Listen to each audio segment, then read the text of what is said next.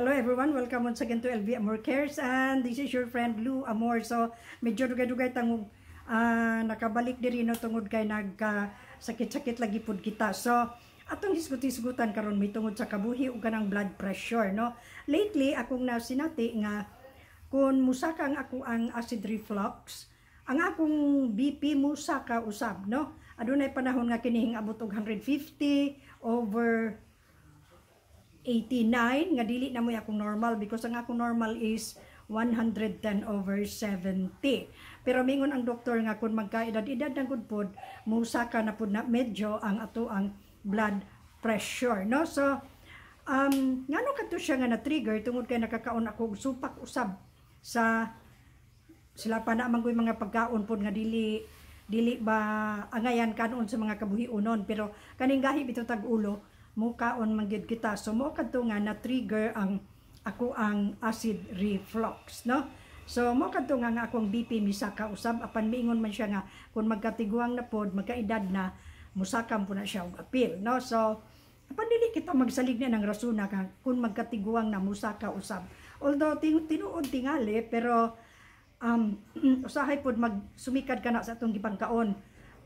Dunay one time nga akong tiya gani nagkaon og talaba o kanang kamuting kahoy yang gisagol misaka gid ang iyang pressure no, tungod kana kay mo ko na manggod weak na manggod ang ato ang gastrointestinal tract usab no. So likayan gid kana siya as much as possible. Ang ako ganing tingog karon murag medyo pagaw-pagaw na pud no tungod kay mao na lagi wala pa uliig yun ang ato ang kabuhi no. So mao kana nga likayan nato ang ato agayod nga intake, food intake, dili magpalabi og pabusog kay usap pod gabi ngano nga misaka ang akong acid reflux perting busuga ginako kay lami gyud kaayo ang sudan no. Unya daghan ko nuto og food seasoning, kanang daghan kaayo nga food seasoning dili pud kana siya maayo tungod kay makadaot pud kana sa ato ang balatian diri sa ato ang stomach no. So mo kana na ang likayan kanang mga food seasoning dili kita magpalabi ni ana. By the way, dunay nangutana ka na to kung okay ba ang magpahilot kung dunay kabuhi.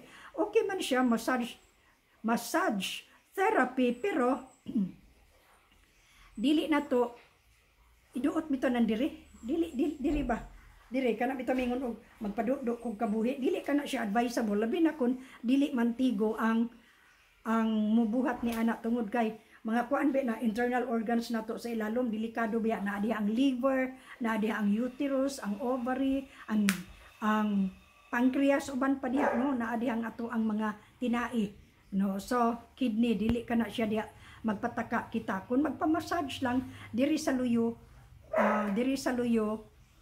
kuanon diri sa luyo ang pislito ni anak no, maka maulian usab ang kabuhi. Pero ang makapauli gyud og kabuhi bawal gid kanang daghan gid ang mga bawal.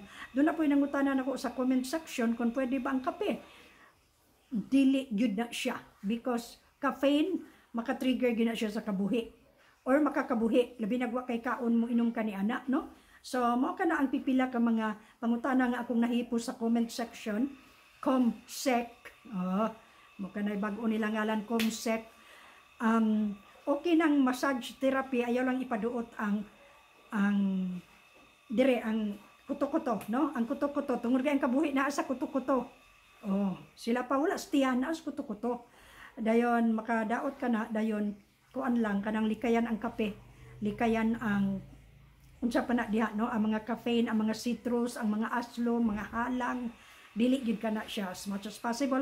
Kana mga oily, kana mga fatty, balik-balik naman lang itong istorya murag ta ni plakang buak tungod kay ang mga pangutana pod balik-balik man pod no. So mao lang kana ang ato ang sharing ini nga adlaw, hinaot nga naa pa mo diha no. So nabisim ko sa Pikas Planeta, ma-enjoy man ko diri sa Pikas Planeta god no.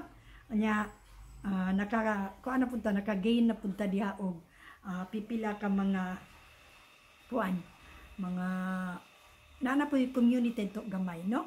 So salamat kayo, balik-balik ra nya nako diri ko sa ako ang channel no, di po nako libiyaan no. So hangtod sa sunod, have a good and godly day everyone og bye for now. Mubalik ta pohon.